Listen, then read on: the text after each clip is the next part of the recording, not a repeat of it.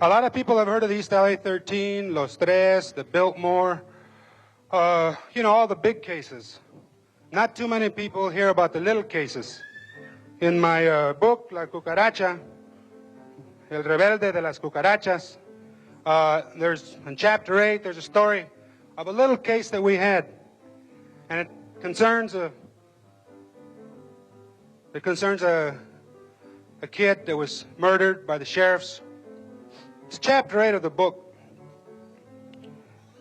It is early one morning when the family of Robert Fernandez arrives. The sign outside the basement office only announces La Voz de Huitzliopochtli. That's La Raza newspaper, for those that can't remember. But these strangers come in asking for me. Through the grapevine, they have heard of a lawyer who might help them. Nobody else is around. It is just them and me. We got to have someone to help us, Mr. Brown. The deputies killed my brother. A hefty woman with solid arms and thick mascara burnt into her skin is talking. She says her name is Lupe. She is a spokesman, the eldest child in a family of 9. The woman beside her is the mother, Juana, an old nurse. Juana is still in shock, sitting quietly, staring at Gilbert's paintings hung on the wall. John, Lupe's husband, sits on her other side. His arms are crossed, bright tattoos over corded muscle. He wears a white T-shirt and a blue beanie, the traditional garb of the Vato Loco, the Chicano street freak who lives on a steady diet of pills, dope, and wine. He does not move behind his thick mustache. He too sits quietly as a proper brother-in-law, a cuñado who does not interfere in family business unless asked. Why do you say they killed your brother, I ask. Porque son marranos, Juana cries out and then falls back into silence. Aztec designs in black and red meet her glazed eyes. I ask for the whole story.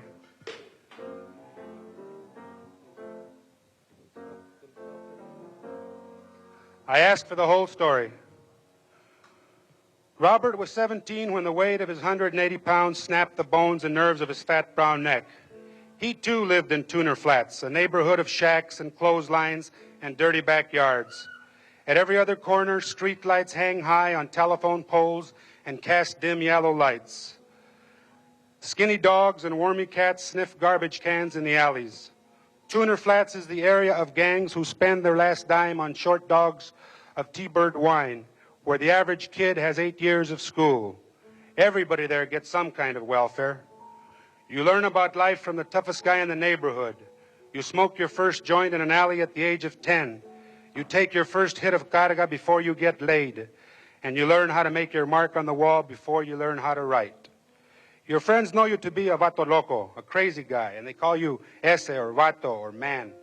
And when you prove you can take it, that you don't cop to nothing, even if it means getting your ass whipped by some other gang or the cops, then you are allowed to put your mark, your initial, your sign, your badge, your placa on your turf with the name or initial of your gang, White Fence, Cuatro Flats, Barrio Nuevo, the Jokers, the Bachelors, or what have you. You write it big and fancy, scroll-like, cholo print, graffiti on all the stores, all the garages, everywhere that you control or claim. It's like the pissing of a dog on a post. And underneath your placa, you always put CS, con zafos, that is, up yours if you don't like it, ese. There is no school for a vato loco. There is no job in sight. His only hope is for a quick score. Reds and Ripple mixed with a Benny, a White, and a Toke. And when your head is tight, you go down to the hangout and wait for the next score. On the day he died, Robert had popped Reds with wine and then conked out a few hours. When he awoke, he was ready for more.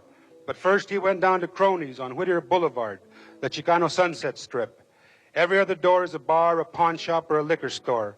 Hustlers roam freely across asphalt decorated with vomit and dog shit. If you score in East LA, you score on the boulevard. Broads, booze, and dope. Cops on every corner make no difference.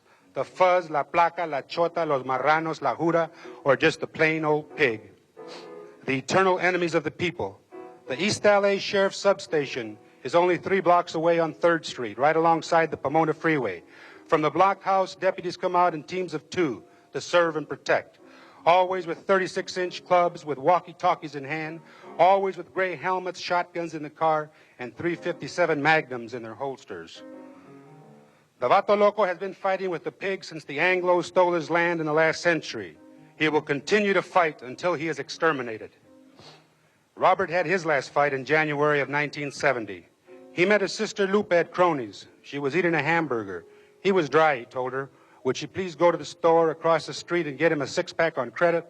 No, she'd pay for it. Tomorrow is his birthday, so she will help him celebrate it early. Lupe left Robert with friends. They were drinking Cokes and listening to the jukebox.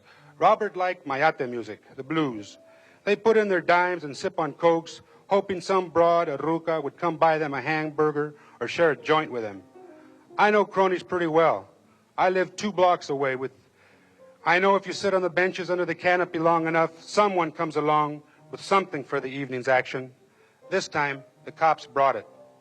By the time Lupe returned with the six-pack, 2 deputies were talking with Robert and his friends. It all began, he told her when she walked up, just because he had shouted Chicano power and raised his fist. The cop told me to stay out of it, Mr. Brown. I told him, Robert is my brother, but they told me to get away or else they'd arrest me for interfering, you know? Juana says, tell him about the dirty greaser. Oh, yes, we know this pig. He's a Chicano. Twice he's arrested Robert, Lupe says. Yes, Mr. Brown. Juana could not restrain herself. That same man once beat up my boy. He came in one day about a year ago, and he just pushed into the room where Robert was sleeping. He dragged him out, and they held him for 3 days. They thought he had stolen a car, but the judge threw the case out of court. That pig hated my boy. Robert had been in jail many times. He'd spent some time at the youth authority camp, but he'd been off smack over a year now. He still dropped a few reds now and then, and yes, he drank wine, but he was clean now. The cops took him in from Cronies, they said, to check him out. They wanted to see if the marks on his arms were fresh, but anyone could tell they were old marks. Lupe appeals to John. That's the truth, Brown, the brother-in-law says. Robert had cleaned up. He even got a job. He was going to start working next week. And we were going to have a birthday party for him that Friday, Juana says. The deputies took Robert and told Lupe not to bother arranging bail. They told her he'd be released within a couple of hours. They thought he might just be drunk, but mainly they wanted to check out his arms. They said for her not to worry. An hour after he was arrested, Robert called his mother. The cops had changed their minds, he said.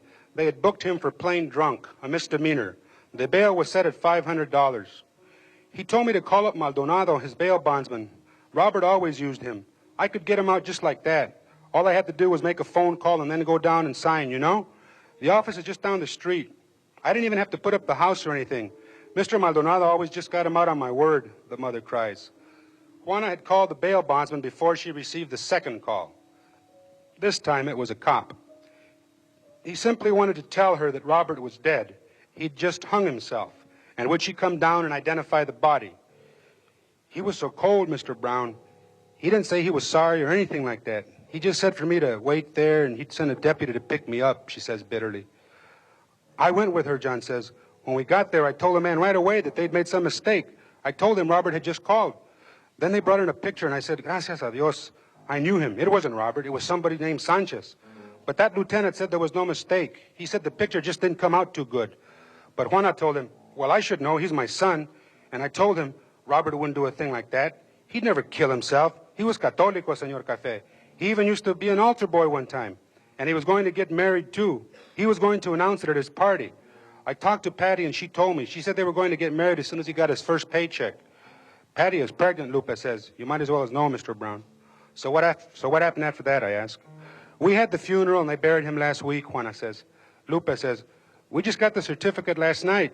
It says he killed himself. Suicide, it says. That's a goddamn lie, John says. Excuse me, but it is. Why do you think he was killed, I say. I know, Lupe says. At the funeral, you tell him, John. Yeah, I was there. I saw it. Doris, another sister, had discovered it. At the funeral, while the others sat and cried, Doris had gone up to get her last look at the body. She bent over the casket to kiss him. Tears from her own eyes landed on the boy's face. She reached over to wipe the wetness from his cheek when she noticed purple spots on his nose. She wiped away the tears and the undertaker's white powder came off his face. It was purple underneath. She called John over and he verified it. They began to look more closely and noticed bruises on the knuckles. We told the doctor at the coroner's office, John finishes, but he said not to worry about it. It was natural, he said. Anything else? Just what Mr. De Silva told me, the mother says. Who's that? Andy De Silva. Don't you know him? You mean the Andy De Silva? The man who makes commercials? Chili Charlie? Yeah, that's Mr. De Silva. I know of him. He is a small-time politico in East L.A., a bit actor in grade B movies who owns a bar on the boulevard, and he considers himself something of a spokesman for the Chicano. He served on Mayor Yordi's Chicano Community Board as a rubber-stamped nigger for the establishment. He and his cronies, the small businessmen and a few hack judges, could always be counted upon to endorse whatever program the Anglo laid out for us cockroaches. He had been quoted in all the papers during our uprisings against the church at St. Basil's. He had agreed with the cardinal that we were all outside agitators who should be driven out on a rail. What did Andy say to you, I asked. Well, I don't even know him. I used to go to his meetings for the old people. Anyway, he called me the next day after Robert died. He said, I heard about your boy, and I want to help. That's how he started out. I was so happy to get someone to help, I told him to do whatever he could. He said he was very angry, and he would investigate the case. He said he would have a talk with the lieutenant and even with the captain if necessary. What happened? He called me back the next day. He said he had checked it all out and that the captain had showed him everything, the files, and even the cell. He said not to make any trouble, that Robert had hung himself. Did he say how he knew about that? Yeah, I asked him that too, John says. He said his nephew was the guy in the cell with Robert. His nephew? Yeah, Mickey De Silva. He's just a kid like Robert. He was in there for something. Anyway, Andy said his nephew told him that Robert had killed himself. But we don't believe it, Lupe says fiercely. Can you help us, Senor Café? I pick up the phone and dial the office of Thomas Noguchi, the coroner for the city and county of Los Angeles. This is Buffalo Z. Brown. I represent the family of Robert Fernandez, I tell Noguchi, and we want to talk with you about the autopsy. Your doctor listed it as suicide. However, we are convinced that the boy was murdered. We have information unavailable to the pathologist conducting the autopsy. I plan to be in your office this afternoon. I'm going to bring as many people as I can and hold a press conference right outside your door. Mr. Brown, please, calm yourself. I can't interfere with the findings of my staff. I'll be there around 1.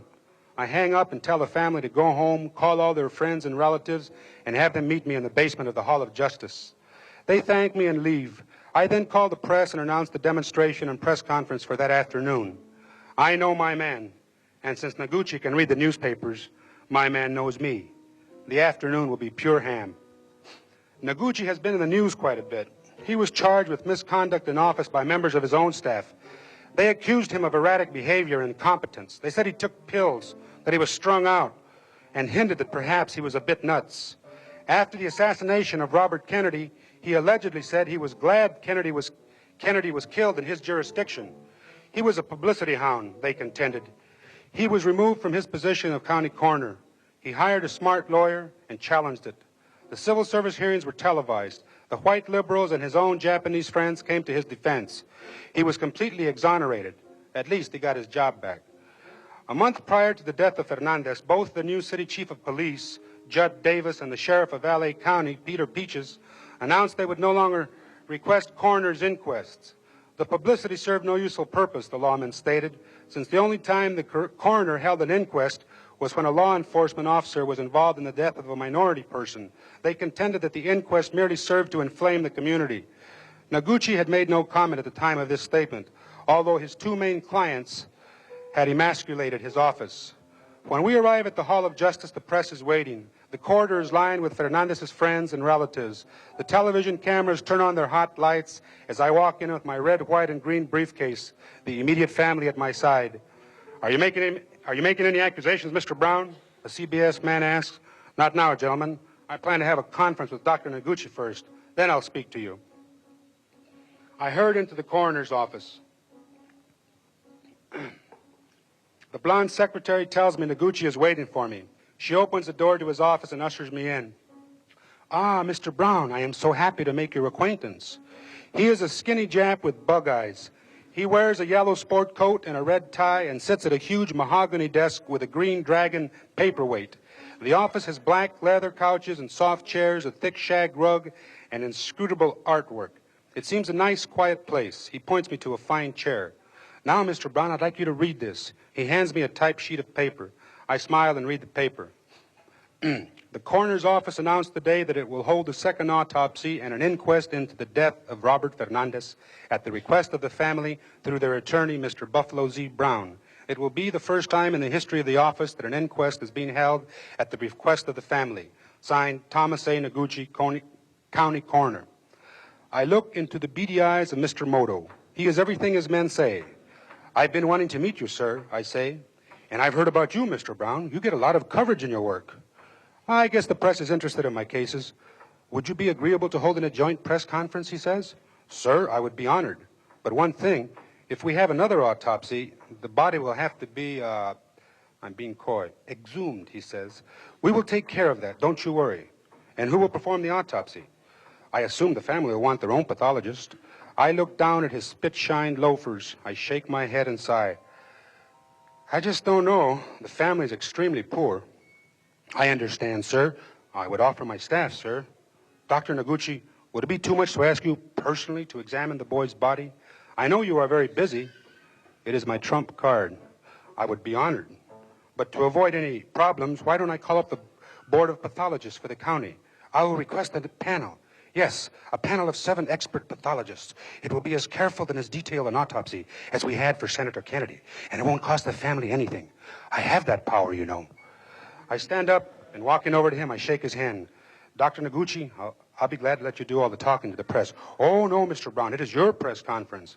He calls his secretary and tells her to bring in the boys. When they arrive with their pads and cameras, he greets them all by their first names. He's better than Cecil B. DeMille. His secretary has passed out copies of his statement. He tells them all where to sit and knows how many lumps of sugar they want in their coffee. Then he introduces me to them and stands by while I speak. Gentlemen, I'll make it short. We have reason to believe that Robert Fernandez died at the hands of another. The autopsy was inconclusive, and we have since found some new evidence that was not available to Dr. Noguchi's staff. The doctor has graciously consented to exhume the body and hold a full inquest before a jury. On behalf of the family and those of us in East LA who are interested in justice, I would like to thank Dr. Noguchi. After the press leaves, I reassure the family and all the arrangements are nailed down.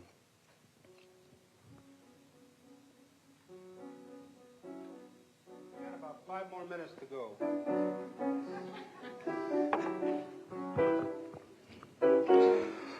The following Tuesday, I again enter the Hall of Justice. Above me are Sirhan, the mysterious Arab who shot Kennedy, and Charles Manson, the acid fascist. Both await their doom. I am told to go straight down the corridor, turn right, and the first door to my left is where I'll find Dr. Noguchi and his 7 expert pathologists. The light is dim, the hard floor is waxed. Another government building with gray walls, the smell of alcohol in night air.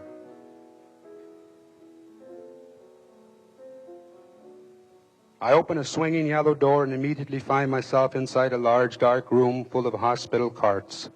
Naked bodies are stretched out on them, bodies of red and purple meat, bodies of men with white skin gone yellow, bodies of black men with blood over torn faces. This one has an arm missing. The stub is tied off with plastic string. The red-headed woman with full breasts, someone has ripped the right ear from her head. The genitals of that spade are packed with towels. Look at it. Listen, the blood is still gurgling. And there, an old wino, his legs crushed, mangled, gone to mere meat. And there, young boys die too. And there, a once beautiful chick. Look at her. How many boys try to get between those legs, now dangling pools of red-black blood? Don't turn away from it, goddammit. Don't be afraid of bare-ass naked death. Hold your head up. Open your eyes. Don't be embarrassed, boy.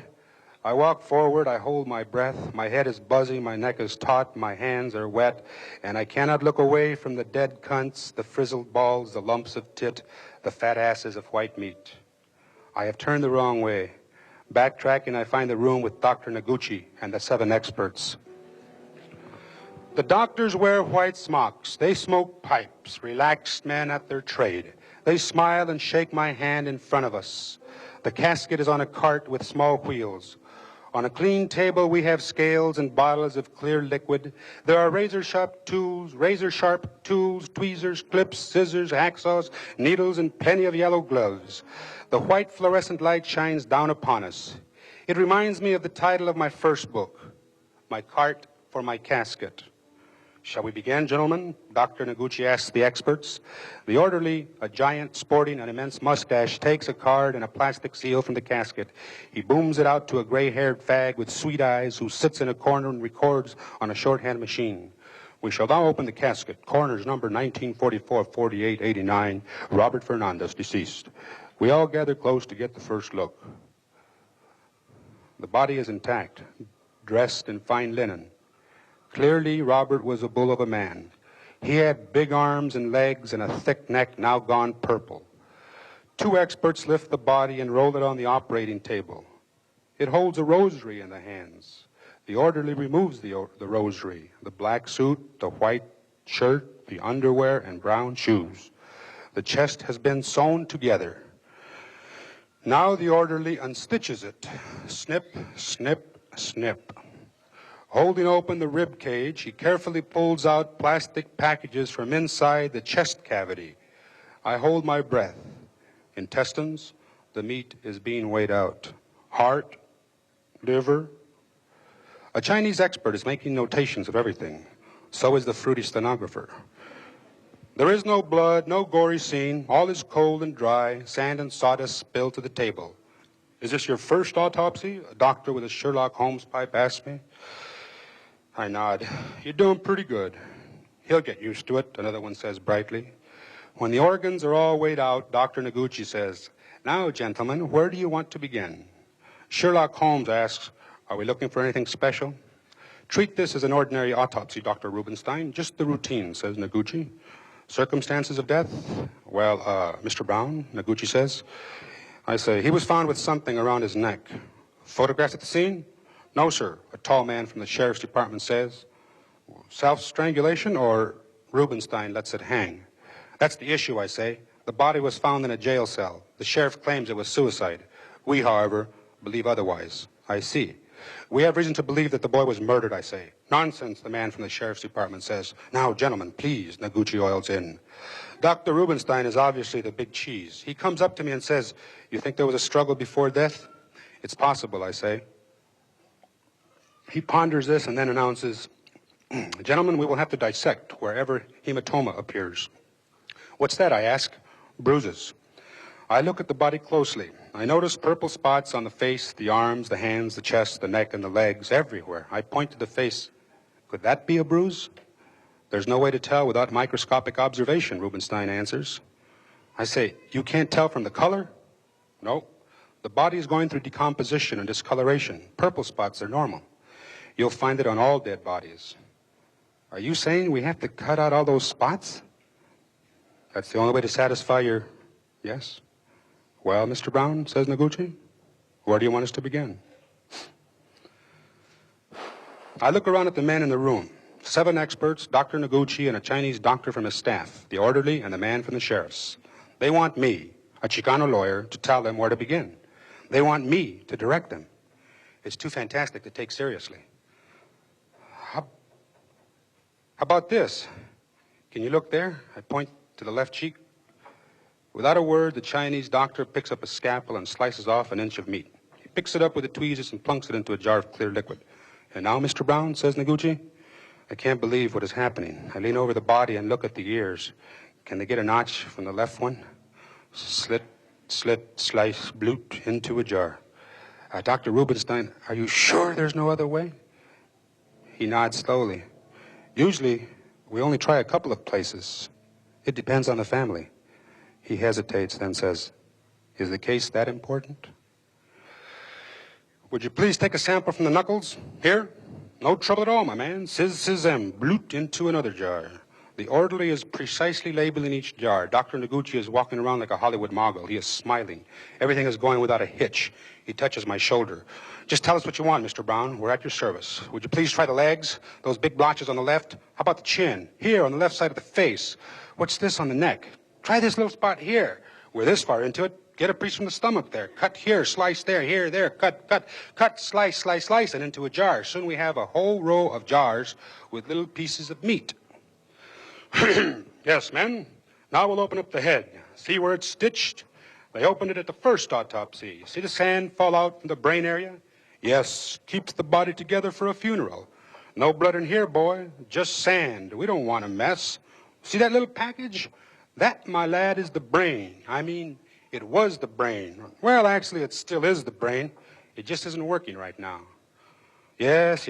Now we pull back the head. Scalp 'em, this lad here. Whoops, the hair, the full head of hair. Now it lays back, folded back like a Halloween mask, so we can look into the head.